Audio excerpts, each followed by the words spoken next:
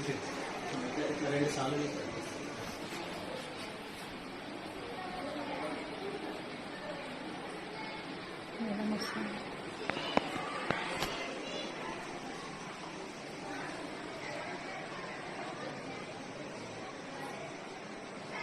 బంద్ చేయండి సార్.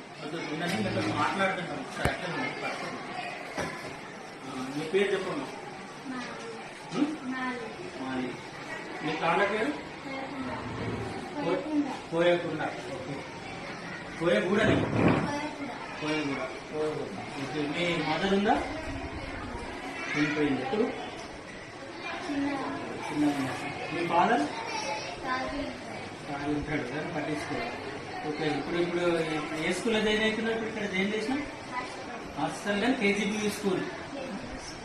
ఇక్కడ 6 నుంచి 10 దాకా ఉంటుంది. మీరు మంచిగా చదువుకోవచ్చు.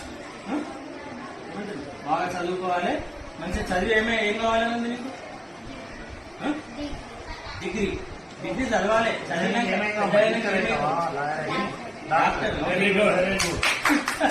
డాక్టర్ కావాలంటే బాగా చదవాలి. మరి డాక్టర్ మంచిగా ఫ్రీగా సేవ చేస్తావా?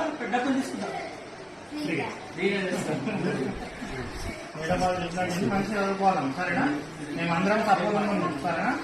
డిపార్ట్మెంట్ నుంచి మేము అందరం సపోర్ట్ చేస్తాము. ఫస్ట్ కేసు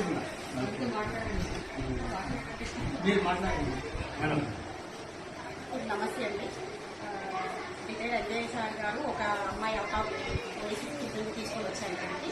అమ్మాయికి మదర్ లేదు, చనిపోయారు. ఫాదర్ ఉన్నారు కానీ పట్టించుకోకపోవడం వల్ల సార్ ఇంట్రెస్ట్ ఇక్కడ తీసుకొని వచ్చారు. సో మాకు 6th క్లాస్ అడ్మిషన్ చేసుకున్నాము. సో కూడా బాధ్యతగా తీసుకుని అమ్మాయిని మంచి చదివినట్టు మేము మా స్టాఫ్ సహకరిస్తామని కోరుకుంటున్నాము. ఇంకా ఎవరైనా పిల్లలు ఉంటే కూడా సార్ పట్టింది తీసుకుంటుంది.